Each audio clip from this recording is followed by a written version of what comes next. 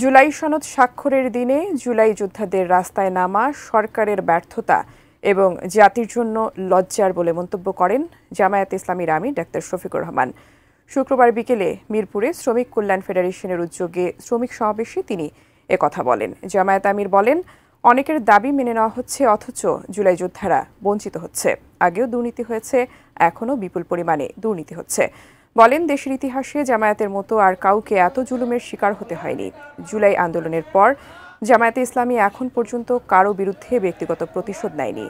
জামায়াতে ইসলামী সরকার গঠন করতে পারলে কাউকে চাঁদাবাজি করতে দেওয়া হবে না। ন্যায্য দাবি আদায়ে শ্রমিকদের রাস্তায় নেমে আর মার খেতে হবে না।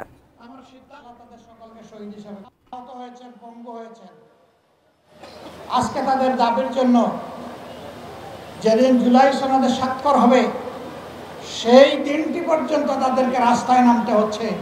আমি মনে করি এই জাতির জন্য একটি লজ্জাস্কর। আমরা বারবার দাবি তুলেছি, তাদেরকে স্বীকৃতি দিন, সাংবিধানিক স্বীকৃতি দিন, তাদের প্রতি মর্যাদা দেখান। কিন্তু না, আমাদের ইন্টারিম সরকার তা দেখাতে ব্যর্থ হয়েছে বলেই আজকে তারা সংসদের দক্ষিণ প্লাজায় অবস্থান নিয়েছিল।